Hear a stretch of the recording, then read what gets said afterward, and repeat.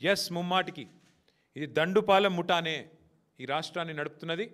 దండుపాలెం ముఠానే, దానికి నాయకుడు రేవంత్ రెడ్డి. ఆయన నాయకత్వంలో ఇన్ని అరాచకాలు. మీరు ఆలోచన చేయండి. ఆయన చివరికి నేను ఈ ముఖ్యమంత్రి బాధ నాకెందుకని చెప్పి అధికారి తప్పుకొని పారిపోయే పరిస్థితి. పారిపోతుంటే ఆయన పారిపోనియొద్దు, నేను చెప్పినట్టు చేయలేదు కాబట్టి ఆయన మీద విచారణ జరిపించాలని ఇక మంత్రి గారు ఇంత పెద్ద ఉత్తరం రాసిండు. అంటే ఇంత అరాచకం ఈ ప్రభుత్వంలో ఈరోజు నడుస్తూ ఉంది. గతంలో కూడా మనం చూసినాం కాంగ్రెస్ ప్రభుత్వంలో. గతంలో ఉన్న కాంగ్రెస్ ప్రభుత్వంలో ఆనాడు కూడా ఇట్లాగే అధికారులు మరి అప్పుడున్న ప్రభుత్వాలు చెప్పినట్టుగా చేస్తే చివరికి వాళ్ళు జైలుకు పోయినారు. ఇప్పుడు కూడా నేను చెప్తా ఉన్నా, ఈరోజు అధికారంలో కాంగ్రెస్ ఉన్నది. ఈరోజు అధికారంలో ఉన్న కాంగ్రెస్ పార్టీ ఇష్టం వచ్చినట్టు ఏదైతే వ్యవహారాలు చేస్తున్నదో నేను అధికారులకు అపీల్ చేస్తూ ఉన్నా, అధికారులకు విజ్ఞప్తి చేస్తూ ఉన్నా. ఇవాళ రిజ్వీ గారు చివరికి వాలంటరీ రిటైర్మెంట్ తీసుకునే పరిస్థితి వచ్చింది. మీరు రేవంత్ రెడ్డో లేకపోతే ఇంకో మంత్రో వాళ్ళు చేసే అరాచకాలకు వత్తాసు పలికితే, వాళ్ళు చేసే అన్యాయాలకు మీరు అండగా నిలిస్తే తప్పకుండా మీకు కూడా శిక్ష తప్పదు. దయచేసి జాగ్రత్తగా ఉండండి అని చెప్పి అధికారులకు కూడా నేను విజ్ఞప్తి చేస్తూ ఉన్నా. అట్లాగే మేము ఇంకో మాట కూడా నేను చెప్తా ఉన్నా, వాళ్ళ అధికారులు కూడా భయపడుతున్నారు. వీళ్ళు చేసే అరాచకాల్లో, ఈ పాపాలల్లో మాకు భాగస్వామ్యం వద్దు, మేము ఉండము అని చెప్పి దండం పెట్టిపోయే పరిస్థితి అధికారులకు కూడా వచ్చింది.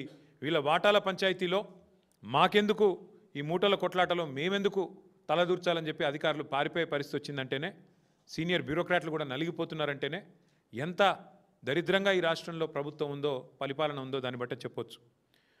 అవినీతి విలయతాండవం చేస్తూ ఉంది వాళ్ళ రాష్ట్రంలో. అక్రమాల్లో వీళ్ళ అక్రమాలు కింది నుంచి పైదాకా, గ్రామ స్థాయి నుంచి సెక్రటేరియట్ స్థాయి దాకా జరుగుతున్న అరాచకాలు ఒకటి కాదు, రెండు కాదు. ముఖ్యమంత్రి గారు 1000 కోట్లు సంపాదిస్తే మేము కనీసం కొన్ని 100 కోట్లు సంపాదించుకోవద్దా అని చెప్పి మంత్రులు ఇల్లుండగానే దీపం చక్కబెట్టుకునే ప్రయత్నంలో వాళ్ళు ఉన్నారు.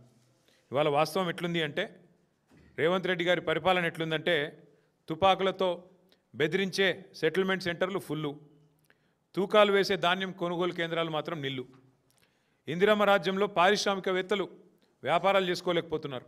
చివరికి ఐఏఎస్ అధికారులు ఉద్యోగం కూడా చేసుకోలేక చేతులెత్తేసే పరిస్థితి వచ్చింది. ఇది ఇందిరమ్మ రాజ్యం కాదు. ఒక్క మాటలో చెప్పాలంటే ఇది ఒక మాఫియా రాజ్యం.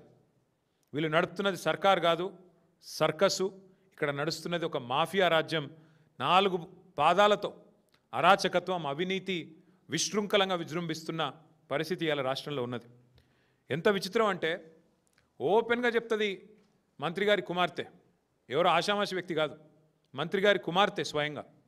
మా ఇంటి మీదకి పోలీసు వాళ్ళని రేవంత్ రెడ్డి పంపిండు, మా ఇంట్లో ఉన్న మా ఓఎస్డీని అరెస్ట్ చేయడానికి ప్రయత్నం చేస్తున్నాడు, ఎట్లా చేస్తారు నేను చూస్తా అని చెప్పి వారు ఆనాడు ఓపెన్గా ఎట్లా అరెస్ట్ చేస్తారు నేను చూస్తానని చెప్పి మంత్రి గారి కుమార్తె హుంకరిస్తే, మంత్రి గారు ఆ ఓఎస్డీ గారిని కారులో పెట్టుకొని తుర్రుమంటే అక్కడ ముందున్న పోలీసు వాళ్ళు చేతులు కట్టుకొని రక్షణగా నిలబడే పరిస్థితి, దుస్థితి తప్ప ఇవాళ ఈ రాష్ట్రంలో ఎంత అరాచకంగా ఉందో పరిస్థితి దాన్ని బట్టి చెప్పొచ్చు. 2-3 రోజులు తిట్టుకున్నారు ఒకరినొకరు. తిట్టుకొని మళ్ళీ సిగ్గు లేకుండా వాళ్ళకి వీళ్ళు షాలు కప్పుకొని, వీళ్ళకి వాళ్ళ షాలు కప్పుకొని, చేతులు కలుపుకొని, ఇద్దరు కలిసి ఏదో మిఠాయిలు పంచుకొని, ఇద్దరు కలిసి ఏదో ఒలింపిక్స్లో పతాకం గెలిచినట్టు మళ్ళీ ఒకరికొకరు జబ్బలు ధరుచుకొని బాగుందని చక్కగా ఫోటోలు దిగి ఇంటికి పోయినారు. ఏం ఉద్ధరించారని ముఖ్యమంత్రి గారికి శాలువా కప్పి సన్మానం చేస్తున్నారు పిసిసి ప్రెసిడెంట్ గారు. కొండా సురేఖ గారిని తీసుకెళ్ళి చేతుల్లో చేతులు కలిపి మిఠాయిలు తినిపించి ఏం పొడిచారు మీ ఇద్దరు కలిసి?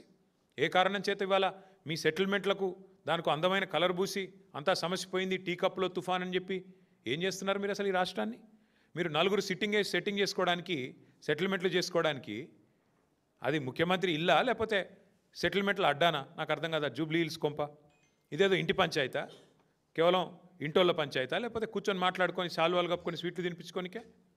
మేము అడిగేది ఒకటే ఈరోజు, ఇది మాఫియాను మించిన అరాచక పర్వం. ఈ అరాచక పర్వం ఇట్లా జరుగుతుంటే ఏం చేస్తున్నారండి పోలీసు వాళ్ళు? ఏం చేస్తున్నారు అసలు శివధర్ రెడ్డి గారు, ఆయన పోలీస్ బృందం?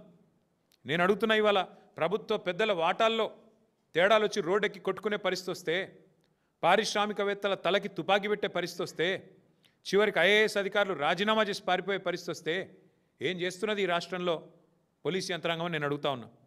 కొట్లాడి తెచ్చుకున్న తెలంగాణను కొల్లగొట్టే ప్రయత్నం చేస్తుంటే, ఆ ప్రాసెస్లో కొట్లాటలు అవుతుంటే ఏమి ఇక్కడ లేవా? మిగతా వ్యవస్థలన్నీ చచ్చిపోయినాయా, చచ్చుబడ్డాయా?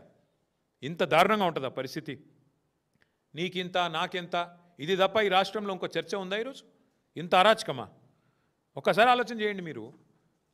మంత్రి గారి కుమార్తె స్పష్టంగా చెప్తున్నది, కొండా సురేఖమ్మ గారి కుమార్తె, తుపాకీ రేవంత్ రెడ్డే ఇచ్చిండు, వచ్చింది రోహిన్ రెడ్డి, తుపాకీ పెట్టిండు, బెదిరించిండు, మా వాడు కూడా అక్కడ ఉంటే ఉన్నాడేమో, మా ఓఎస్డి కూడా ఉంటే ఉన్నాడేమో, కానీ తుపాకీ ఇచ్చింది రేవంత్ రెడ్డి, తుపాకీ పెట్టింది రోహిన్ రెడ్డి, బెదిరించిన మాట వాస్తవం. ఇది మంత్రి గారి కుమార్తె చెప్తున్నది. పోలీసు వాళ్ళు ఏం చెప్తున్నారు?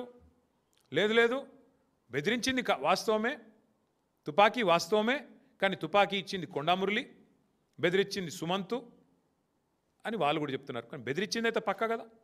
పోలీసోడు చెప్పినా, మంత్రి గారి కుమార్తె చెప్పినా, బెదిరించిన మాట వాస్తవం, పారిశ్రామికవేత్త తలకి తుపాకీ పెట్టిన మాట వాస్తవం, అట్లాగే ఇవాళ అవినీతి పర్వం జరుగుతున్న మాట వాస్తవం. మరి ఇప్పటివరకు పోలీసులు ఏం చేస్తున్నట్టు? మంత్రి గారి కుమార్తె ఇంత తీవ్రమైన ఆరోపణలు చేస్తే టాస్క్ ఫోర్స్ పోలీసులు, మంత్రి గారు స్వయంగా నిందితుడిని కారులో వేసుకొని మీ కళ్ళ ముందు నుంచి పోతుంటే ఏం పీకుతుంది పోలీస్ యంత్రాంగం అని నేను అడుగుతున్నా. పెద్ద డైలాగులు కొట్టిండు కదా శివధర్ రెడ్డి రాగానే డీజీపీ, మాకు పింక్ బుక్ లేదు, రెడ్ బుక్ లేదు, కాకీ బుక్. ఎక్కడ పోయింది ఇప్పుడు నీ కాకీ బుక్? కాకెత్తుకపోయిందా? కాకీ బుక్ను కాకెత్తుకపోయిందా? ఎక్కడ పోయినాయి మీ పోలీసు యొక్క దమ్ములు, మీ పోలీసు యొక్క తెలివితేటలు, చాతుర్యాలు ఎక్కడ పోయినాయి? కాంగ్రెస్ కార్యకర్తల కంటే హీనంగా పనిచేస్తూ మా కార్యకర్తల మీద ఒక రీట్వీట్ పెడితేనేమో 20 రోజులు జైల్లో పెట్టిన పోలీసులు ఏం పీకుతున్నారు ఇప్పుడని నేను అడుగుతున్నా. సిగ్గుందా అసలు పోలీస్ యంత్రాంగానికి రాష్ట్రంలో? అధికారులు ఈ రకంగా తొత్తులుగా పనిచేస్తారా ముఖ్యమంత్రికి? శివధర్ రెడ్డి గారు, మీకు కొంత నిజాయితీ గల అధికారాన్ని పేరుంది, ప్రూవ్ చేసుకోండి, చేతనైతే ప్రూవ్ చేసుకోండి. ఎస్, తుపాకీతో బెదిరించిన మాట